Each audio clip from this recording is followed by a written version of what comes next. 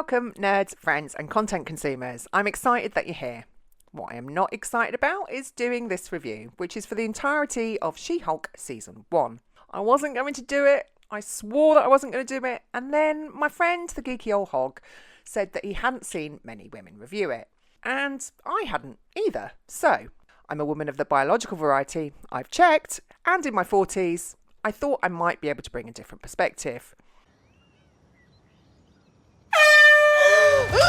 Wow! Jesus, what the hell, man? Whilst being just slightly over the age rank I think Jessica Gao was going for. Oh, and if you love hedgehogs and comics, though not necessarily in that order, go check out Geeky Old Hog. I'll leave a link to his channel in the description. He's where I get all my comic goodness from. So I have now watched all episodes of this incoherent, largely unfunny dribble twice. Yes, I suffered through it. Not once, but twice. I wanted to make sure it was as bad as I remembered, and on second viewing, it got worse. I think I may petition the United Nations to outlaw this, along with Rings of Power, as cruel and unusual torture devices. This project is so vanity-based that, unironically, it would even make the not-funny, over-the-top, narcissistic Titania character blush. But let's start with what underlies the whole show in the terms of Jessica Gao. Lead everything. Think Miss Gao is potentially just a wee bit bitter and twisted after receiving some fairly critical reviews of her work on the Rick and Morty show, where she complained about harassment from internet trolls. I have a sneaking suspicion that she's been waiting for a chance to stick it to the toxic mandem ever since. Interestingly, her fiancé also runs the 100% Soft brand, which focuses on a popular meme and oh look, Marvel stuff, including She-Hulk merch. Right, just saying, £9 for a pin. Ha! But all that aside, let's look at the show from a base level perspective, and I think it's pretty compelling and telling when the plot of the entire season can be broken down as follows. Jen Walters goes on a car ride with cousin, who happens to be Professor Hulk, or not as interesting Hulk. Accident happens, blood gets into a wound.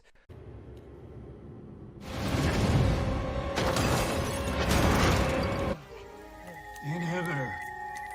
Jen, get away from me. I'm bleeding. Get away. Jen turns into She-Hulk, cousin tries to train her, gets woman-splained how life is so much tougher for Jen as she sometimes has to put up with men who aren't as competent as her in her specialism, which, if you watch the rest of the season, you're wondering if she's talking about lawyering or getting drunk and falling over in bars. This just feels like projecting a lot of shit onto me. See. No, I'm doing this. Okay, this is completely new territory. She loses her job for reasons because she's drunk, struggles to get another job, accepts superhero lawyer job. Marvel throws every cameo they can at it. At one point I was expecting Mickey and Donald Duck to rock up, and she becomes sidelined in her own show. Weird, nonsensical blood backstory, which ends up going nowhere. Abomination storyline, which ends up on the same road to nowhere as the blood stuff, although it did look like it was heading for a redemption arc at one point. Tim Roth is one of my favourite characters, and whilst he overacts like a good one in this, the anti-hero villain in therapy trope is getting a little overdone. See Bullet Train and Brad Pitt's character. Jen goes dating, Jen goes outfit shopping, Jen goes to a wedding, Jen attends self-help with Abomination Group, Jen meets Murdoch and then hulks out. And in the final episode, the writers basically stick a huge middle finger up to all of it by breaking the fourth wall with a robot and some self-insert boulder dash. Look how clever we are. We've subverted your expectations. The only expectation they subverted is that this steaming pile of codswallop couldn't possibly get any worse, which it promptly then does. Walters then vows to continue her work as a lawyer, which the audience is wondering when she did that anyway, and superheroing, which she didn't really do either, and we get less interesting Professor Hulk returning with his son Scar, whose CGI proves that they can make the visual effects worse when they really, really try.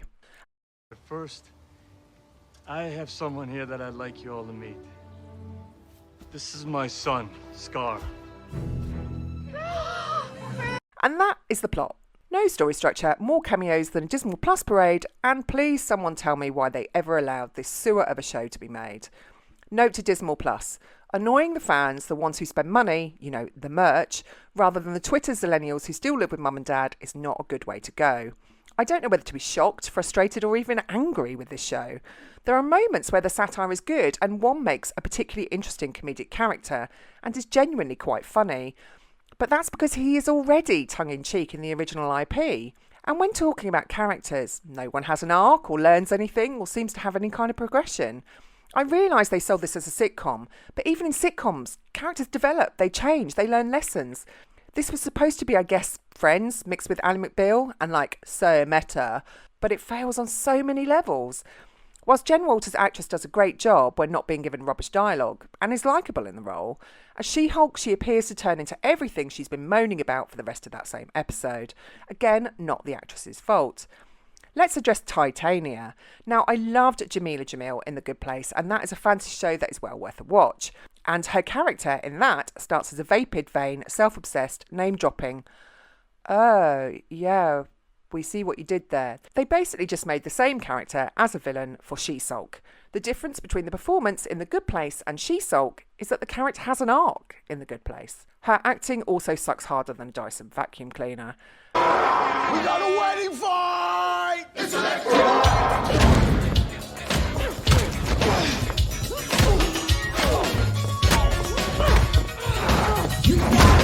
And that's pretty much the same for all of the characters, who are just stereotypical cardboard cutouts.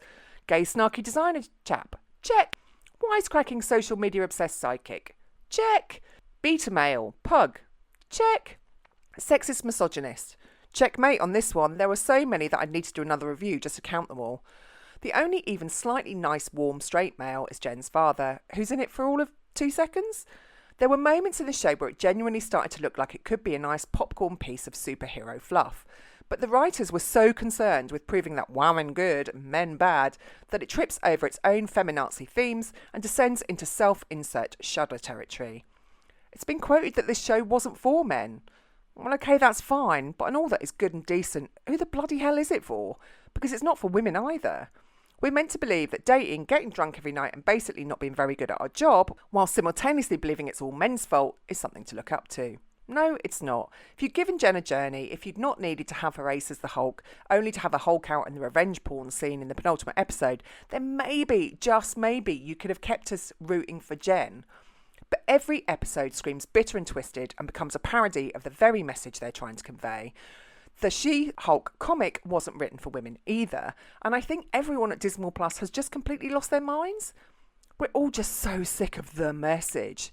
The show had a great opportunity to be funny and satirical, but you have to have balance. You have to have the very equality that you seem determined to prove doesn't exist. Yes, you can have characters that are piss takes or send-ups of stereotypes, but have good ones too. Having Daredevil do the walk of shame is just lazy writing. And personally, I don't care that She Sulk sleeps with 3 people in an 8-episode run. If there'd been some kind of good story or plot, I doubt anyone else would either. But in each of those occasions, it is trying to make men look bad. Oh look, one just wants She-Hulk. One is just after her blood. One is a fly-by-night, leaving in the morning. The Daredevil, I'm going back to New York tomorrow, is so tropey I nearly started singing For One Night Only. Where are the nice straight men that she could be dating? Where are the decent chaps? To see this show, you'd think they were freaking unicorns. But that's just it. Unless they are super hot, then Jen wouldn't be interested anyway, because hypocrisy? And just for the record with the gay designer chap, they're not really doing that much for gay men either. The writers are just coming across as a bitchy bunch of mean girls. And many of the jokes not only fall flat, they make you cringe slightly. I could labour on about the really Yankee CGI in most of the episodes, or the complete lack of coherent narrative, but what's the point? This is garbage TV, and we all know it. It doesn't get better on a second watch through either. Dismal Plus, please stop making this utter tosh. Don't make me write to the United Nations, just make something competent, please. 4 out of 10 for this as a whole season, darkly funny in places, but for all the wrong reasons, with moments where you think it's going to work and then they subvert your expectations by making it so bad the devil is thinking of using it in hell. Well, this all rings a power.